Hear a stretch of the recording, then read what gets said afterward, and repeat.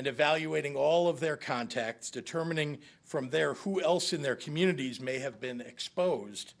And IDPH distributed $237 million last summer to fund that effort, including hiring new staff and implementing new technology. This local approach ensures that healthcare staff are reaching out to members of their own communities, helping to build trust and better engagement with this program. Contact tracers at each local health department then submit all of the information they collect into one central system that feeds up to IDPH, resulting in the statewide data that you see here. But these percentages are an average across the state. Each local health department varies in its performance, with the majority of the health departments, 57 of the 97 as of late October, reaching out to at least 90% of individuals who test positive, and 86 of the 97 reaching out to at least 75% of positive cases. The remaining counties are still building out their programs.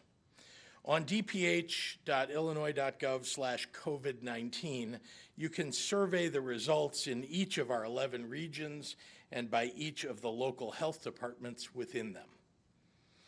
Among the 97 local health departments, Chicago and Cook County are still ramping up and working to bring on more people and get more of their information into our central state system.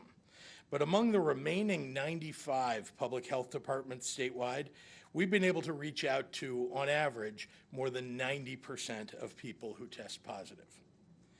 Throughout this process, IDPH has invested in new technology infrastructure, trained each local department through the centralized program, helped expand their workforces, and supported public awareness campaigns across the state and locally. We've also made it a priority to review our approach regularly and engage in a continuous improvement process. Here's one recent example. Earlier in the fall, we surveyed consumers about a variety of contact tracing messaging to measure both a person's willingness to even answer a phone call from the contact tracing team at their local health department, as well as willingness to then go ahead and share contacts with contact tracers. The survey showed a significantly higher tendency for people to answer when we changed the statewide caller ID to Illinois COVID Help. So in October, we made that change. This is where the public can really help us out. Just like wearing a mask, answering a contact tracer's call is a way to help keep your family safe and protect your community. And that's going to be even more important with community transmission as high as it is right now. No one will reveal your private information or the person who tested positive. But we want to be sure that you know you've been in contact with a positive case and what your options are to keep yourself and your family safe. One other important thing that we ask is that when you get a COVID test, please write your accurate phone number on the form. That's vitally important, your accurate phone number. We can't help you, frankly, if we can't reach you. Next, let's talk about outbreak and exposure data. These are two words that get thrown around incorrectly a lot, but they actually have very specific, distinct meanings in public health. To start, let's talk about an outbreak. The location of an outbreak is more difficult to identify than the location of an exposure. An outbreak is defined as 5 or more cases that are linked to a specific setting during a 14-day period. Linked cases must be from different households and not already connected from other sources.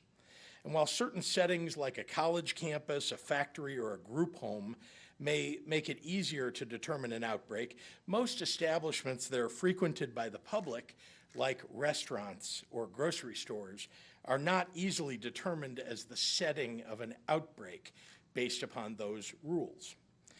Add on to that this disease is a respiratory in nature, and a person might take some time before they start to show symptoms. And you can see why where outbreaks occur is important information, but far from the whole picture. Much more useful for identifying regular locations that amplify the spread of the virus is exposure data, particularly useful for the average person who wants to design their day-to-day in a way that reduces the highest risks.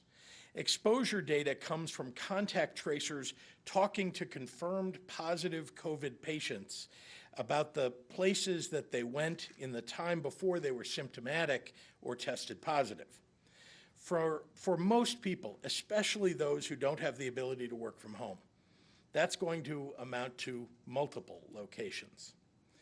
The day before a person tested positive, for example, she might go to work and then stop at a grocery store and then stop and get drinks with friends at a bar. That's 3 exposure locations, and that's just one day. Why is this important? Because exposure data is going to give you a sense of where you're at the greatest risk for catching COVID-19. And particularly when we see community transmission as high as it is around the state, the risk is going to scale up across the board. Remember, masks are vitally important and the best tool for reducing risk, but even with a mask, you don't eliminate risk, especially when inside in proximity to other people. And when you're taking your mask off in public to eat or to drink or even to chat, you're upping your risk. So here's our exposure data to date in Illinois. As you would guess, workplaces and schools are going to be big because anyone reporting to their workplace every day or any student or teacher engaged in in-person learning who tests positive is probably going to list school or work as a place they were before they tested positive. But the single largest category of exposure location statewide is restaurants and bars. And we see similar trends on a region-by-region basis, which you can review on the IDPH website. This aligns with the CDC study that came out earlier this fall. The study shows that when a COVID-positive person could not identify a close contact that may have given them COVID, they were twice as likely to report dining in a restaurant in the 2 weeks prior to diagnosis. These are facts. And if the facts change, we can change our response. But all the data we have so far points to these locations where people remove their masks in close contact for an extended period of time as a major source of risk. And frankly, importantly, our mitigation plans reflect the fact that those are a major source of risk. Moving to school exposure data. I know the size of that school column on the exposure sites might alarm some parents, so I want to offer a couple of caveats on this data. First, this is exposure data, not necessarily the exact location where a student or teacher actually contracted COVID-19. Anyone who goes into a school building regularly would have likely reported school as a place they went before they became a confirmed positive. That doesn't at all mean that school is where they contracted the disease originally. And remember that masks are required in school and are not intended to be removed for extended periods of time. Second, while we have school-based data broken out by school on our website, this is exposure data that comes through contact tracing at local health departments. The best data for any one specific school will come from the area local public health department. Schools are required to let parents and local health officials know about any positive cases. In terms of school outbreaks, we have 10 schools that have currently reported confirmed COVID-19 outbreaks across the state. Again, local health departments will be the best source of information on any specific school. These outbreaks do not include secondary cases that may occur in a household among a household member who's not been on the school grounds, but they do include those associated with before and after school programs like sports. In our statewide outbreak data, we see a pattern of formal group gatherings making up the majority of our confirmed outbreaks, Again, these are the settings where it's easiest to trace the origins of someone's illness and declare a situation a formal outbreak. I mentioned the reasons why outbreaks are difficult to pin down, and I'll add that with rates of spread the way they are right now, it's only going to get harder because this disease isn't concentrated right now. It's widespread. This data will be updated every Friday for you on a weekly basis, joining the rest of our publicly available COVID-19 metrics at dph.illinois.gov. And with that, I'd like to turn it over to Dr. Ngozi Ezike.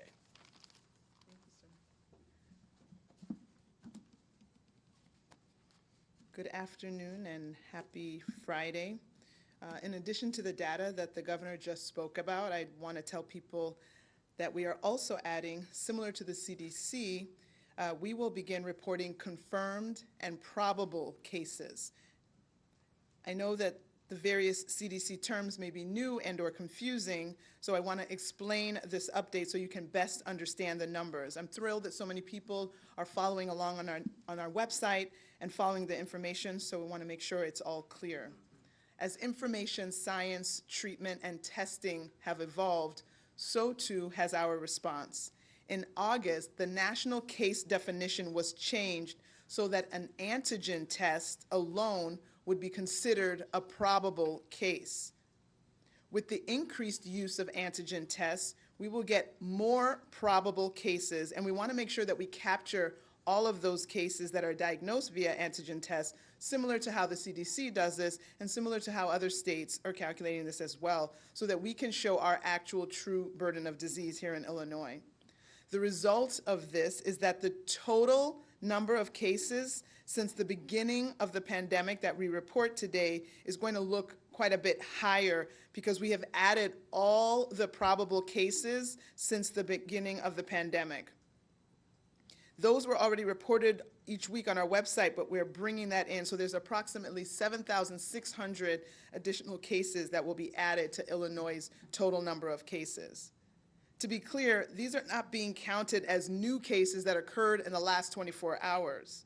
These are previously reported probable cases that are now being included in our total grand case count instead of having them separated out. So today, for the new cases that were reported over the last 24 hours, that number is 10,376. And that creates total number of cases 465,540. That unfortunately, we reported 49 additional deaths for a total of 10,079 lives lost. In the hospital overnight with COVID-19 were 4,090 individuals, and of those 786 were in the ICU and 339 were on ventilators. In the last 24 hours, we recorded an all-time high of 98,401 tests that were reported for our state running total of tests at 8.2 million. I'd like to remind everyone of the importance, again, of contact tracing, as the governor illustrated, and how answering a contact tracer's call and answering their questions can help slow the spread of the virus. If you test positive for COVID-19, a contact tracer will reach out to you to offer guidance and support about what you should do and answer any questions that you may have. The contact tracer will, again, to be able to provide that information that's listed, that was listed on the screen, will ask about the places that you've been and the people you were in close contact with during your infectious period. After that, the contact tracer will then reach out to your close contacts and let them know that they've been exposed to someone who has COVID-19 and let them know that they should be tested at the appropriate time and quarantined at home. The contact tracer will not tell any of your close contacts that you were the individual that was infected. They will simply indicate that you have been in close contact with someone who has tested positive, and they should quarantine so that they don't spread the virus on to others. But of course, I know most people, if they are identified as having COVID-19, I'm sure you will reach out and let your contacts know yourself, so that call should not be as much of a surprise. But just be clear that the contact tracers will not identify the person by name. So please, if you get that call from Illinois COVID Help, please answer the phone and answer the questions. And as the governor said, make sure you give the right number. Don't give the house phone that no one listens to. Please give the appropriate number so you can be contacted. Again, this isn't just about you, this is about all of us. The next several months are going to be very tough. They're going to be very hard. But how tough and how hard and how bad it is still depends on us. Let's please think beyond ourselves and do what we can to protect all of us. Again, that involves masking, maintaining your distance, washing your hands. And please get your flu shot. Now for the comments in Spanish. Hola y buenas tardes. Aparte de los datos que acaba de hablar el gobernador, quiero que la gente sepa que a partir de hoy, igual como el CDC, IDPH comenzará a informar casos confirmados y probables combinados. Yo quiero explicar los cambios para que todos entiendan los números. La información, la ciencia, el tratamiento y las pruebas han mejorado con tiempo. Eso incluye nuestra respuesta a esta pandemia. En agosto se cambió la definición de caso nacional para que las pruebas de antígeno se cuentan como caso probable. Las pruebas de antígenos se están volviendo más comunes. Estamos viendo casos más probables y queremos asegurarnos de capturarlos. Así de manera similar el CDC y otros estados para que podamos mostrar la verdadera carga de la enfermedad en nuestro estado. El resultado de esto es que el número total de casos desde el principio de la pandemia que informamos hoy se verá mucho más alto porque hemos agregado todos los casos probables que hemos estado informando cada semana en nuestro sitio web. Aproximadamente 7,600 casos es el número total de casos que estamos incluyendo hoy. Para ser claros, estos no se cuentan como casos nuevos que se han informado en las últimas 24 horas. Antes se informaron como casos probables que ahora se incluyen en el recuento total de casos en lugar de informarlos separados.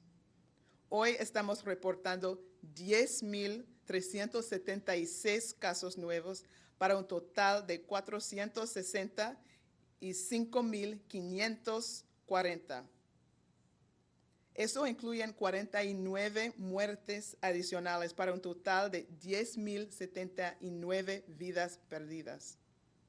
4,090 personas pasaron la noche en el hospital con COVID-19. De ellos, 786 pacientes estaban en la unidad de cuidados intensivos y 339 pacientes estaban en ventiladores. En las últimas 24 horas, 98,401 pruebas fueron hechas para un total de más de 8.2 millones de pruebas en Illinois. Quiero recordarles a todos la importancia del rastreo de contactos y lo importante que es contestar las llamadas de los representantes del Departamento de Salud y contestar sus preguntas para desacelerar la propagación del virus. Si usted da positivo por el COVID-19, un representante le llamará para ofrecerle ayuda y orientación sobre lo que debe hacer y contestar cualquier pregunta que usted tenga. El representante le preguntará sobre los lugares que usted haya visitado y sobre las personas con quien tuvo contacto. Después, el representante les llamará a sus contactos para informarles que estuvieron expuestas a alguien que tiene el COVID-19. Informarles que deben hacer una prueba y hacer cuarentena en casa. El representante no compartirá con sus contactos que usted es la persona infectada. El representante simplemente les indicará que tuvieron contacto con alguien que dio positivo y que deben hacer cuarentena para no seguir propagando el virus, si es que se han infectado. Así que, por favor, Si llega una llamada de Illinois COVID Help, por favor contesta la llamada y contesta las preguntas. No se trata solo de ti, se trata de todos nosotros. Por favor, piensa en tus vecinos. Vamos a tener un periodo difícil por los meses siguientes. Haga lo necesario a proteger a tu comunidad. Recuerda los 3 M's, su máscara, las manos, lávense las manos y mantenga su distancia. Muchísimas gracias para su apoyo. And with that, I will turn it back over to Governor Pritzker. Thank you. Thanks, Doctor.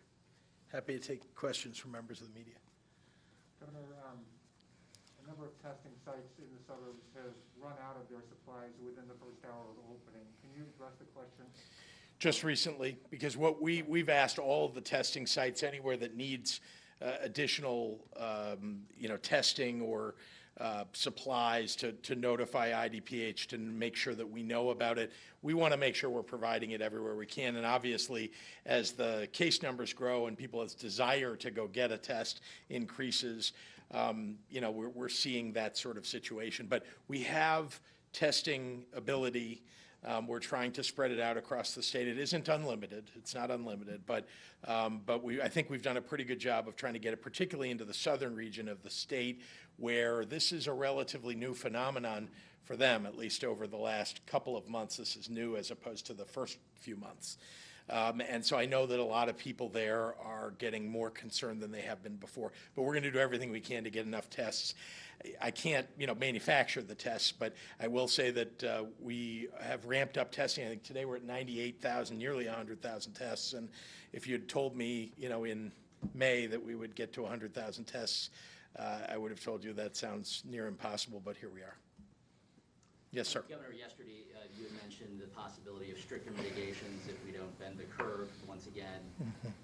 Can you be specific about what it is that is on the table? Are we talking retail? Are we talking hair salons? Are we talking complete in-person shutdown at restaurants? What are we talking about? No, I can't be specific right now because what I've said to you, and I think I said to you yesterday, is I think you can see on the website that they're at various stages of mitigations as we were very tight, coming off of the stay-at-home order to, into phase 2, phase 3, and then phase 4. You can see what all the mitigations have been, and so those are mitigations that we continue to evaluate now as we think we need to, consider rolling things back. But, it's the last thing I want to do, but I'm ready to do it because if we can't make these numbers, flatten and head back down again, the only